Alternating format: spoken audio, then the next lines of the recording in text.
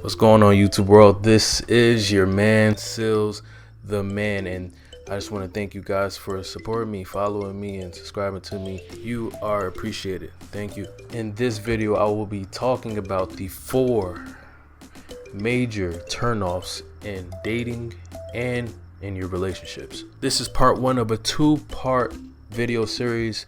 I will be talking about the 4 major turnoffs in a relationship and dating a man, and 4 major turnoffs in a relationship and dating a woman. So this video will be talking about the turnoffs that men face. And like I always say, don't forget to subscribe, like, comment, tell me your opinions on this as well in the comments below.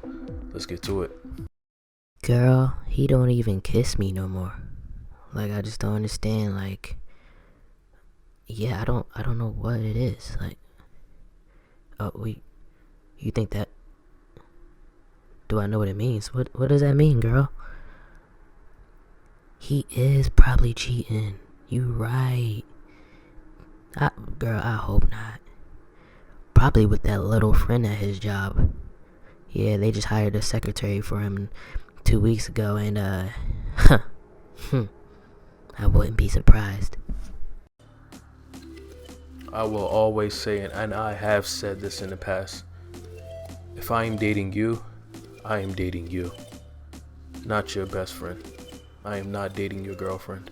I mean, there are some situations and relationships like that, but not this.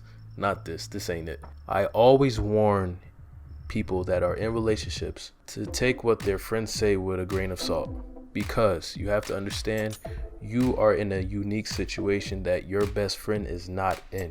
You cannot speak on something that you are not a part of or have never been a part of. Even if you've been a part of the situationship, like a relationship, you are not in your best friend's relationship. Every relationship is like a fingerprint.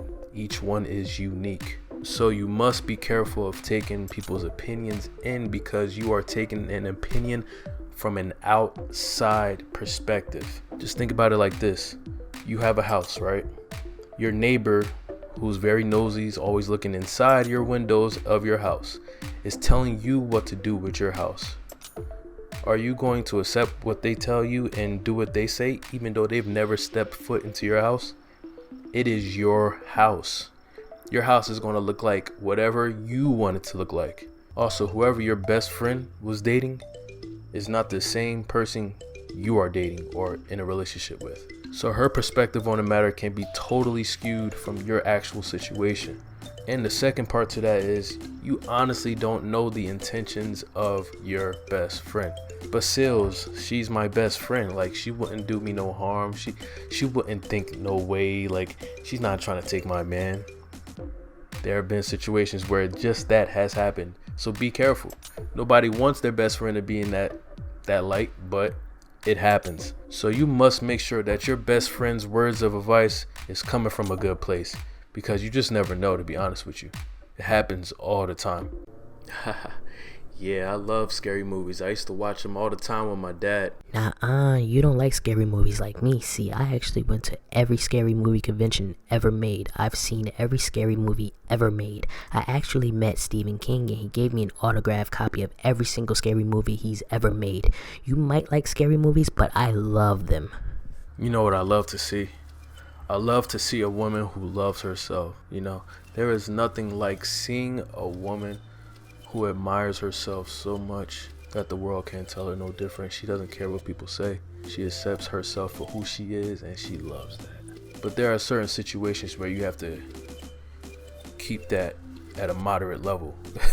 Your love for yourself should never overcome the communication between you and another. What do I mean by that? When I'm talking to you, when I'm communicating with you, I'm just trying to tell you about myself as well, because it should be a two-way street. Like, we're getting to know each other. So when I start to tell you things that I'm interested in, or things that I like, or anything from my point of view, I don't need you to one-up me or make it a competition, because we're in this as a team, right? So talking too much about yourself can actually be detrimental to the communication between you and your lover. It's a major turnoff, because if I'm trying to express myself to you and it's being dominated by your opinions and interests, instead of it being a well-balanced conversation, then what's the point in me talking to you? I'm going to lose interest immediately.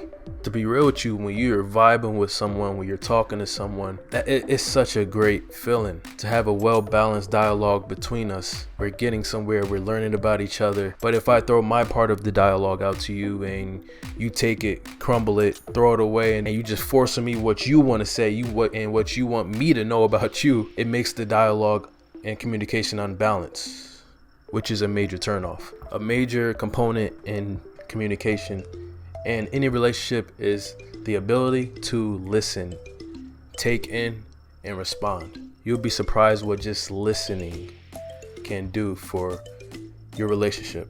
Oh, what do I do? What are the things I like? I'm real passionate about entrepreneurship.